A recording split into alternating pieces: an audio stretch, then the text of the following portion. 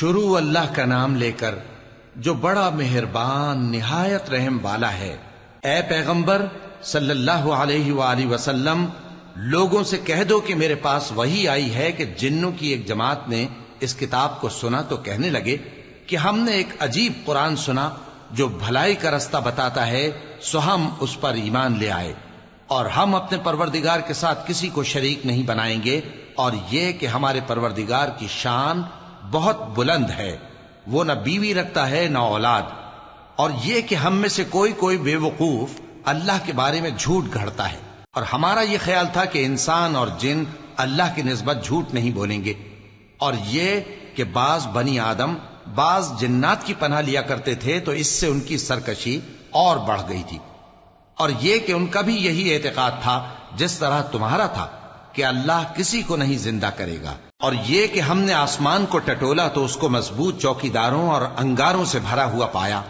اور یہ کہ پہلے ہم وہاں بہت سے مقامات پر فرشتوں کی باتیں سننے کے لیے بیٹھا کرتے تھے، اب کوئی سننا چاہے تو اپنے لیے انگارہ تیار پاتا ہے، اور یہ کہ ہمیں معلوم نہیں کہ اس سے اہل زمین کے ساتھ برائی مقصود ہے یا ان کے پروردگار نے ان کی بھلائی کا ارادہ فرمایا ہے، اور یہ کہ ہم میں بعض نیک ہیں اور بعض دوسری طرح کے،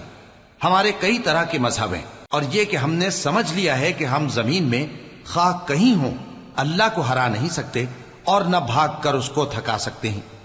اور جب ہم نے ہدایت کی کتاب سنی اس پر ایمان لے آئے، سو جو شخص اپنے پروردگار پر ایمان لاتا ہے تو اس کو نہ نقصان کا خوف ہے نہ کسی طرح کے ظلم کا، اور یہ کہ ہم میں بعض فرما بردار ہیں اور بعض نافرمان ہیں، تو جو فرما بردار ہوئے وہ سیدھے رستے پر چلے، اور جو نافرمان ہوئے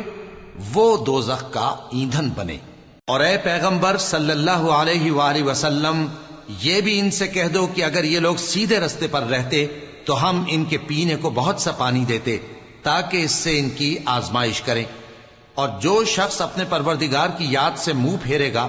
وہ اس کو سخت عذاب میں داخل کرے گا، اور یہ کہ مسجدیں خاص اللہ کی ہیں